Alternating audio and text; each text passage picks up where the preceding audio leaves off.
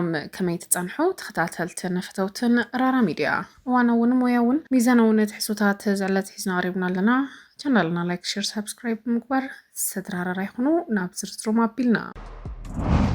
መንግስት ፌደራል ኣብ ልዕሊ ህዝቢ ትግራይ ዝወስዶም ዘሎ ስጉምቲ ኮነ ምንቅስቃሳት ሕወሓት ኮኒኑ መንግስት ፌደራል ኣብ ልዕሊ ትግራይ ዝወስዶ ዘሎ ቁጠባዊ ስጉምትታት ንኣተገባብራ ስምምዕነት ፕሪቶሪያ ዝጸሉ ክብል ድማ ዝገለጸ ውድብ ሕወሓት ማሕበረሰብ ዓለም ነዚ ጉዳይ ብቕልጡፍ ኣቓልቦ ክህቦ ምስ ኩሉ ዝምልከቶ ኣካል ድማ ክዋሳእ ፀዊዑ ኣብ ቀረባ እዋን ብመንግስት ፌደራል ኣብ ልዕሊ ትግራይ ከቢድ ቁጠባውን ሰብኣውን ሳዕቤኑ ዘስዕቡ ዝወስዱ ዘለዉ ስምምዕነት ምቁራጽ ተጻብኦታት ዝጻባእ ንኣተገባብራ ብራስ ስምምዕነት ፕሪቶሪያ ብምኽባር ከቢድ ሕቶታት ኣብ ዘልዕሉ ዝወሰዱ ዘለዉ ስጉምታት ብዝምልከት ድማ ዘለዉ ስክፍታታት ንማሕበረሰብ ዓለምና ተገለጸ ዝርከብ እዩ ናብ ግዝያዊ ምሕዳር ትግራይ ዝግበር ዝነበረ ናይ ፌደራል በጀት ዝውውር ምቁራጽ ንሰራሕተኛታት መንግስቲ ክፍሊት ዘይምኽፋል ከም ጥዕና ትምህርቲ ቀረብ ማይን ፅሬትን ዝኣመሰሉ ኣገደስቲ መንግስታዊ ግልጋሎት ክዕንቀፉ ምክንያት ኮይኑሎ ዝበለት መግለጺ ካብዚ ብተወሳኺ መንግስቲ ፌደራል ኣብ ልዕሊ ትካላት እምነት ዝወስዶም ስጉምታት ገዳነ ስራሕቲ እተን ኩባንያታት ሙሉእ ብምሉእ ደው ክብል ብምግባር ማሕበረሰብ ኣብ ከቢድ ቁጠባዊ ጭንቀት ዘእቲ ባራት ክኸውን ምዃኑ ኣፍሊጡ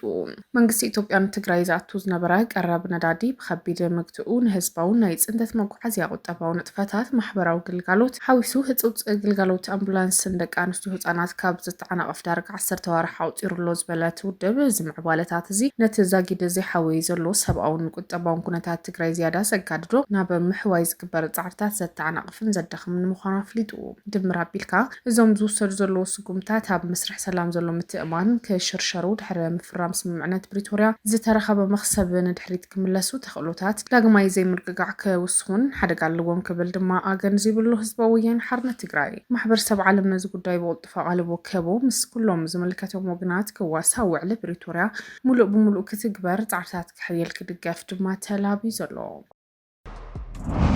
ጀነራል ዓብደል ፈታሕ አልቡርሃን ኩናት ሱዳን ንምቁራጽ ምስ ዶናልድ ትራምፕ ክሰርሕ ድልው ምዃኑ ኣፍሊጡሎም ሓላፊ ሰራዊት ሱዳን ጀነራል ዓብደል ፈታሕ አልቡርሃን ኩናት ሱዳን ንምቁራጽ ምስ ትራምፕ ክሰርሕ ድልው ምዃኑ ዝገለጸ እንትኸውን ሚድል ኢስት ሞኒተር ኣብ ዝሓቦ ጸብጻብ ድማ ኣብ ስዑድ ዓረብ ክግበር ዝቐኒ አልቡርሃን ብሚኒስተር ጉዳያት ወጻኢ ሃገሩ ኣቢሎ ዘውፅኦ መግለጺ ነተን ኣስታ 3 ዓመታት ክካየድ ዝጸንሐ ጎንፂ ሱዳን ንምቁራጽ ሰላም ንምምጻእ ኣብ ዝግበር ኣህጉራዊ ጻዕሪ ምስ ፕሬዚደንት ኣሜሪካ ዶናልድ ትራምፕ ሚኒስተር ጉዳያት ወጻኢ ማርኮ ሩቢዮ ፍሉይ ልኡኽ ትራምፕ ኣብ ዝተዞባ ማሳድ ቦሎንስን ብምትሕባር ክሰርሕ ድልው ምዃኑ ኣፍሊጡ ዘሎ እቲ ብዕድመ ወራሲ ዓራት ልዑል መሐመድ ቢን ሳልማን ናብ ሪያድ ዝተገብረ ዑደት ኣብ ብስዑዲ ዓረብ ዝድገፍ ልዝብ ሰላም ዳግማይ ንምትሳእ ዝዓለመ ተበግሶ ዘትኮረ ምንባሩ እንትግለጽ ይኹን እምበር አልቡርሃን ነቲ ኣብ ቀረባ እዋን ዝቐረበ እማመ ተኽስዶ ምባል ከም ዝነፀጎን ነዚ ስዒብ ድማ ዘረረብ ደብ ከም ዘበለኒ ይዝከር እዚ ከምዚ ኢሉ እንከሎ ብኣሜሪካ ዝምራሕ ግብፂ ስዑድ ዓረብን ሕብራት ኤምሬት ዓረብን ዘሳተፈ ዕፅው ዘተን ትቐጽል ድሕር ድማ ሓይልታት ቁልጡፍ ደገፍ ነቲ እማመ ተኽሲ ደው ብምባል ከም ዝተቐበሉ ኣፍሊጡ ይኹን እምበር ኣብ ዞባ ኮርዶፋን ንጹዕ ውግእ ከም ዝተኻየደ እንትገልጽ ዛጊድ ግን ኣብ መንጎ ሰራዊት ሱዳንን ሓይልታት ቁልጡፍ ደገፍ ዘተዳግማይ ዝጅመረሉ ሓድሽ ዕለት እኳ እንተዘይተገልጸ ውድብ ሕብራት ሃገራት ግን ነቲ ውግእ ደው ምባል ኣብ መንጎ ክልቲኦም ወገናት ናይ መዓዲ ዘተ ንምምላስ ጎናዊ ጻዕርታት ይገብር ኣሎ ፕሬዚደንት ግዝያዊ ምሕዳር ትግራይ ናብ ኣዲስ ኣበባ ምርሒቡ ምስ ፌደራል መንግስቲ ንምዝታይ ናብ ኣዲስ ኣበባ ኣትዩ ዘሎ ጀነራል ታደሰ ወረደ ካብ መቐለ ኣዲስ ኣበባ መጋሹ ተፈሊጡ ፕሬዚደንት ጀነራል ታደሰ ዝተመርሐ ጉጅለ ልኡኽ ድማ ትማሊ ድሕሪ ሰዓት እዩ ናብ ኣዲስ ኣበባ ኣትዩ ዘሎ ኣብቲ ጉጅለ ልኡኽ ፕሬዚደንት ጀነራል ታደሰ ወረደ ኣይተ ኣማኑኤል ኣሰፋን ኣይተ ተኽላይ ገብረመድህንን ሓላፊት ቢሮ ትልምን ፋይናንስን ዝኾነት ምሕረት በየነን ዝርከብዎ እንትኾኑ ጉዳይ በጀት ሓዊሱ ኣብ ዝተፈላለዩ ኣጀንዳታት ድማ ምስ መንግስት ፌደራል ንምዝታይ ምዃኑ ተፈሊጡ ዘሎ ጀነራል ታደሰ ወረደ ምስ ሓላፊት ቢሮ ትልምን ፋይናንስን ዝኾነት ምሕረት በየነ ኮይኑ ኣብ ኣዲስ ኣበባ ብዛዕባ በጀት ምስ ፌደራል ከዘራረብ ምዃኑ ተፈሊጡ ቤት ጽሕፈት ግዝያዊ ምሕዳር ትግራይ ኣብ ዘውፅኦ ሓፂር መግለጺ ነቲ ፕሬዚደንት ቤት ጽሕፈት ግዝያዊ ምሕዳር ትግራይ ኣብ ዘውፅኦ ሓፂር መግለጺ እቲ ፕሬዚደንት ምስ ፌደራል መንግስቲ ንምዝታይ ናብ ኣዲስ ኣበባ ኣንፈቱ ከም ዘምርሐን ተፍለጥ እቲ ዑደት ኣብ ትግራይ ን2 ዓመት ዝጸንሐ ኩናት ሰብቃዕ ስምምዕነት ሰላም ፕሪቶሪያ ድሕሪ ምፍረራሙ 3 ዓመት ድሕሪ ምጽናሕ ድማ ፖለቲካውን ጸጥታውን ኩነታት ሰሜን ኢትዮጵያ ህርጉጽ ኣብ ዘይኮነሉ እዋን እቲ ስምምዕነት ዋላ እኳ መሰረታዊ ግልጋሎታት ምምላስን ነቲ ዞባ ዝኸውን ግዜያዊ ምሕዳር ሓዊሱ ቁልፊ ተበግሶታት ብዝርዝር እንተገለጸ ኣተገባብራ ናይቶም ተበግሶታት ግን ዘይምዕሩይ ኮይኑ ዝርከብ እዩ። ምምዝባል ኣማይታ ሽሓት ሲቪላት ኣብ ምዕራብ ትግራይ ዘይተፈትሑ ጎንፅታት ምጽናሕን ካብ ፌደራል መንግስቲ ወጻኢ ዕጡቃት ሓይልታት ኣብ ትኽልል ምህላዎም ካብቶም ሕዚ እውን ምላሽ ዘድልዮም ወሰንቲ ጉዳያት ድማ እቲ ጽሑፍ ክሳብ ዝጽሓፍ ግዜያዊ ቤት ካብ ፌደራል መንግስቲ ወጻኢ ዕጡቃት ሓይልታት ትግራይ ክህልው ከም ዘይግባእን ዝብሉን ካልኦት ዕማማት እውን ዘስፈረ እዩ።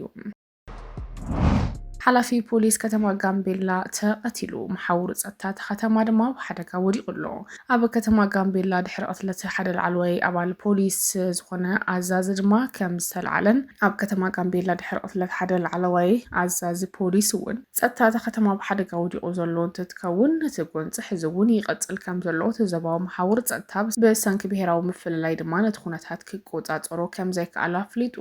ኣጋምሸት ሓላፊ ፖሊስ ከተማ ብጥይት ክምቕታሉ ስዒቡ ሰበ ስልጣናት እውን ኣብ ራዕዲ ዝርከቡ እዮም። ነቲ ፍጻመ ብዝሃቦ መግለፂ ሓላፊ ፖሊስ ኣብ ስራሕ ቦትኡ ዝተቐተለ እንትኸውን እቲ ቅትለት እንትፍጸም እውን መሳርሕቱ ነይሮም። እዚ ብዓለይትን ብሄርን ዝተፈጸመ ኣዝዩ ዝሕዝን ተግባር ኢሉ ዝገለጾ እንትኸውን ካልእ ድማ እንትግለጽ እውን እቲ ኣዛዝን ምክትልን ካብ ዝተፈላለዩ ብሄራት ብምዃኖም እቲ ቅትለት ብድሕሪ ተኣዛዚ ዝተፈጸመ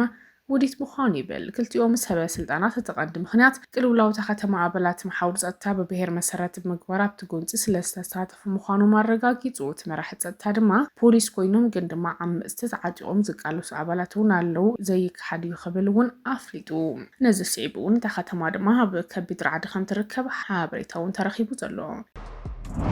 ላዕለዋይ ኮሚሽነር ሰብኣዊ መሰላት ሕብራት ሃገራት ጉጅለ ህግደፍ ንኣስታት 18 ዓመታት ብዘይ ፍርዲ ኣሲርዎም ዝጸንሐ 13 ዜጋታት ምፍትሑ ዘተባብዕ ምዕባለ ምዃኑ ብምጥቃስ ብዘይ ፍርዲ ተቐይዶም ዘለዉ ልዕሊ 10,000 ዜጋታት ክፍትሑ ጻውዒት ኣቕሪቡ። እቲ ብ15 ታሕሳስ ዝወፀ መግለፂ ውድብ ሕብራት ሃገራት ጉጅለ ህግደፍ ካብ 2001 ናትሒዙ ኣብ መቑሕ ሓይርዎም ንዝርከብ ሰበስልጣናት ጉጅለ 15 ሓዊሱ ንኩሎም ብዘይ ፍርዲ ኣብ መላእ ኣብያተ ማእሰርቲ ናይቲ ሃገር ዳጉልዎም ዝርከቡ እስራት ብዘይ ቅድሚ ኩነት ክፍትሑ ጸዊዑ ዘሎ። ኣብ ኤርትራ ብዘይ ዝኾነ ፍርዲ ተጨውዮም ተሓይሮም ልዕሊ 10,000 ዜጋታት ምህላዎም ዝፍለጥ እዩ። ኣብ ኤርትራ ልዕሊ 10,000 ሰባት ተጨውዮም ኣብ ትሕቲ ማእሰርቲ ከም ዘለዉ እንትጥቀስ ፖለቲከኛታት፣ ጋዜጠኛታት፣ ካህናትን ተምሃሮን ሰጋዶን ናይ እምነት ሕዩራት ምህላዎም ብምጥቃስ ድማ ጉጅለ ህግደፍ ምሕረት ክግበረሎም ጸዊዑ። ጉጅለ ህግደፍ ነጋዶ ሰበስልጣን ፖሊስ ሞያውን ዝርከቡ 13 እስራት ንኣስታት 18 ዓመታት ኣብ ወታደራዊ ቤት ማእሰርቲ ማይስርዋ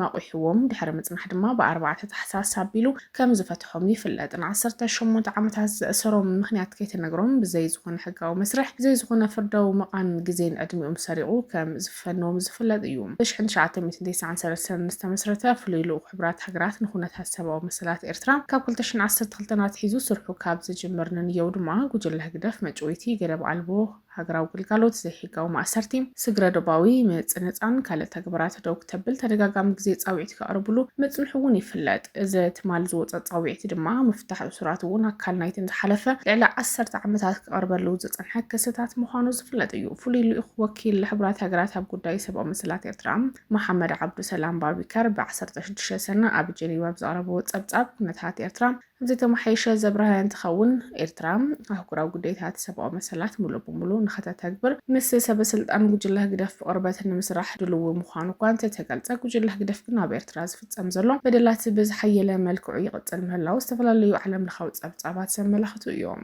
ጉጅለ ህግደፍ ብዘይካዞም 13 እሱራት ኣብ ዝቕንያት እዚ እውን ብተመሳሳሊ ንነዊሕ ዓመታት ኣብ ቀይዲ ዝጸንሑ 98 ሰዓብቲ ዝተኣገደ ኣብያተ ክርስቲያናት ከም ዝተፈትሑ ክገልጽ ምቕናዩ ዝዝከር እንትኸውን ህግደፍ ካብ ህዝቢ ህግደፍ ካብ ህዝቢ ሲኢንዎ ዘሎ ኩለንተናዊ ደገፍ ንምምላስ ድማ ዲያስፖራ ዝገጥሞ ዘሎ ተነጽሎ ንምስዓር ከም ገባሪ ሰናይ ክውሰን ይፍትን ወላ እኳ እንተሃለወ ኩነታት ነታ ሃገር ካብ ግዜ ናብ ግዜ ዳብኣሰ ይኸይድ ምህላው ህግደፍ ገና ካብ ተነጽሎ ክናገፍ ዘይምኻሉ ትባይታ ዘሎ ሓቂ ኣረጋጊጥና ኣለና ኸብል ድማ ተፈሊጡ ዘሎ። ተኸታተልትን ፍተውትን ነራራ ሚድያ ንሎም ዕለት ዝሓዝናዮም እዋናዊ ሓበሬታታት እዞም ይመስሉ ነይሮም። ተመሊስና ብኻልኦት እዋናዊ ሓበሬታታት ክንራኸብ ኢና። ቻናልና ላይክ፣ ሼር፣ ሳብስክራይብ ብምግባር ዝተራራራ ይኹኑ።